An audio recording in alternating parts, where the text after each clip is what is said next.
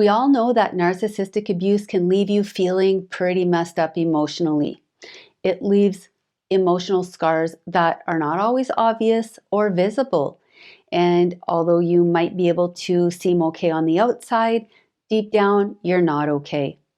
Often these emotional struggles do ease up over time once you're no longer under the narcissist's thumb, but sometimes they last long after the relationship is over. I'm Lise Leblanc, therapist, author, and life coach, and in today's video, I'm talking about some of the most common emotional issues that you might struggle with as a result of narcissistic abuse. Now, you might relate to some of these or maybe just a few. Everyone is different, but these are some of the things that you can expect.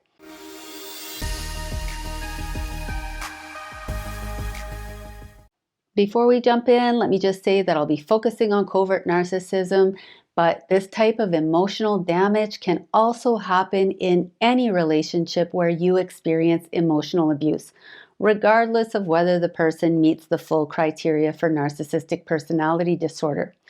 It's also important to remember that we're all human. We can be in a bad mood or not on our best behavior, but covert narcissists have intense, unpredictable, frequent mood swings and drastically shifting attitudes and behaviors, which are often a way to emotionally manipulate and control you. So the first thing that you might experience is emotional exhaustion. When you first get strapped onto that giant emotional roller coaster ride, it might feel exciting, but eventually you will get emotional whiplash. So what you might see is that one moment they're in a good mood, having fun, everything seems fine, and then they flip like a switch. Now they're lashing out at you, not talking to you, or ranting about whoever they think did them wrong. They might spiral into self-pity, crying, needing your help, making you feel responsible to fix whatever problem they're facing or fabricating. The point is, they change on a dime, and you never know when to expect the next storm. And once this storm passes, which could take hours, days, maybe even weeks, they often act like nothing ever happened. They're talking about some random unrelated things, posting happy photos on social media, maybe planning a trip, carrying on as usual. And this sudden shift can leave you dizzy and disoriented, questioning whether it was all just a dramatic performance to get validation or to manipulate the situation to get what they want. It's emotionally draining because you drop everything and pour your energy into trying to support them only to feel like it was all for nothing as they move on without a second thought, only to repeat the same cycle over and over again. The emotional toll that this takes on you to be on this roller coaster will leave you drained to no end. And even if you do manage to get out of the relationship, you might find that you can't really get off the ride and you just keep spiraling deeper and deeper into this state of exhaustion and burnout. Number 2 is the anger and resentment. When you start to see how you're being manipulated, controlled, and strung along, it can feel like a massive punch to the gut. You'll think of all the time, energy, and money that you poured into this relationship and realize that it's all for nothing. The whole relationship, other than the first few months, you've been taken for granted and taken advantage of. Your needs were ignored. Your boundaries were crossed. Your emotions, opinions, and concerns were dismissed, while theirs always took top priority. And you might find yourself filled with anger at the injustice of it all, having given everything only to be devalued and rejected.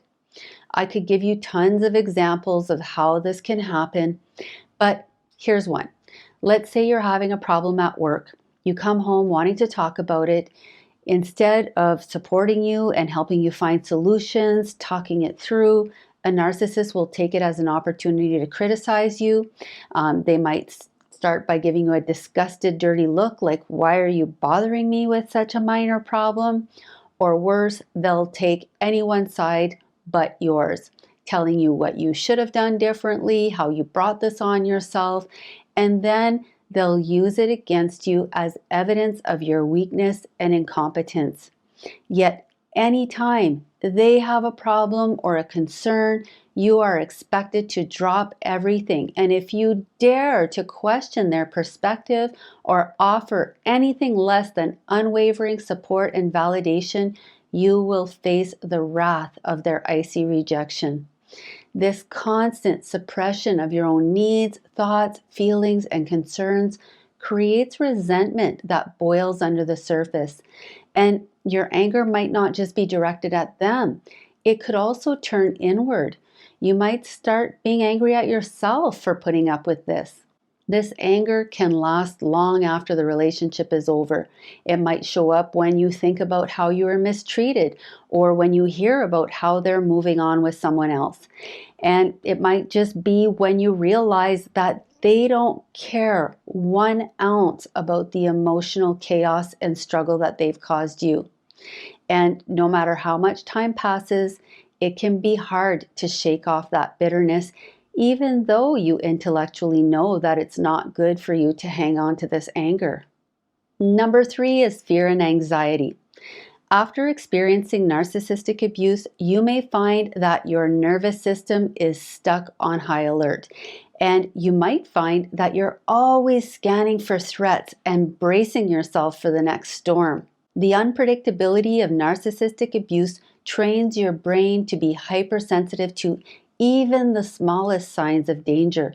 So you're always on edge, constantly watching for changes in people's moods and behavior, even when you know you're in a safe environment with people that you know well.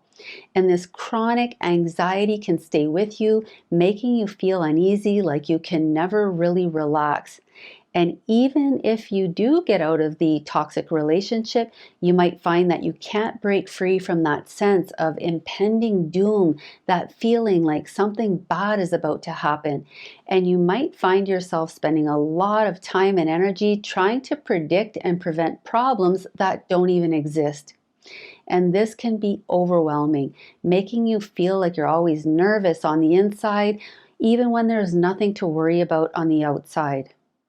Number 4 is depression and despair. Now, this isn't just a feeling of being down or sad for a few days. This is the kind of dark emotion that settles in deeply, leaving you feeling emotionally numb and disconnected. It's a feeling of hopelessness, like there's nothing you can say or do to make things better or even to make yourself feel better. You might find yourself pulling away from friends, families, or not interested in activities that you used to love. It's like there's just no joy in anything or anyone anymore. And you might find that you have no motivation, no energy, which makes even small tasks feel like a huge mountain to climb. So you might end up at a point where you're just trying to get through another day and feel like a zombie, existing but not truly living. And unfortunately, even after the relationship ends, their condescending voice often stays with you, keeping you down, trying to make you believe that you have nothing to live for without them. Number 5 is guilt, shame, and a deep sense of obligation. So where covert narcissists truly shine is in their ability to warp your sense of responsibility and self-worth. They have mad skills when it comes to drawing you in emotionally and getting you invested in fixing their problems. So at first they make you feel like you're the best thing that's ever happened to them, the only person in the whole wide world that they've ever been able to fully trust, and they will make you feel indispensable. They give you the grand purpose of being their savior, and soon you may find yourself making promises to be their end-all be-all. From this point forward, you will have the impossible task of trying to keep them happy and proving your worth to them. You'll be serving, supporting, and slaving over them constantly, and at first they will reward you for these efforts and make you feel really, really good about yourself. But there is a point where it will all start to switch and the rug will be pulled out from under you. Maybe you make a mistake, disappoint them in some way, We're all human. We're not perfect. But suddenly you'll be accused of not being who you said you were, not keeping your promises, not being as good as so and so. And everything that's going wrong is suddenly your fault. And their shaming tactics will come in all different forms and from every angle. So at every turn, you'll be made to feel inadequate, flawed, and to blame. And it doesn't matter how hard you try to fix it, you will never live it down. Everything you've ever said or done wrong will be held against you forevermore. And it doesn't matter that they've said and done things that are way worse to you. No, because in their mind, you caused their bad moods and their bad behavior. Unfortunately, over time, you may start to believe that you actually deserve their mistreatment, manipulations, and abuse. You might internalize the idea that there's actually something wrong with you, that you are fully to blame, or maybe even that you're not worthy of love, respect, or basic kindness and care. Even after the relationship ends, you might still find yourself questioning if you were the problem or if you failed them in some major way. You might think, if I'd just done more or been better or hadn't made that mistake, maybe things could have worked out. And this constant cycle of self-blame and shame can leave you stuck trying to figure out how you could have met those impossible expectations and standards that, of course, only apply to you. The obligation to fix things or to prove yourself might linger, making you feel like you still owe them something, and this can go on for a very long time. Number 6 is not being able to trust anyone. It's mind-blowing how narcissists can act all honest and caring and empathetic around everyone else, but then turn around and treat you like dirt. It's like you're living in a twisted reality where you're the only one who sees their true colors. And yet you were fooled by them too in the beginning. And being deceived like this can make it really hard for you to trust your own ability to judge other people's character. You might wonder how you could have been so wrong about someone. And then there's all of the gut-wrenching betrayals. After you've given up everything for them, it feels like you were just a pawn in their game. So this sense of being fooled and taken advantage of, having your trust and your love exploited, is emotionally devastating, and it can leave you struggling to trust anyone again. You might start to wonder if everyone is just putting on a show, waiting for the right moment to reveal their true manipulative, selfish nature.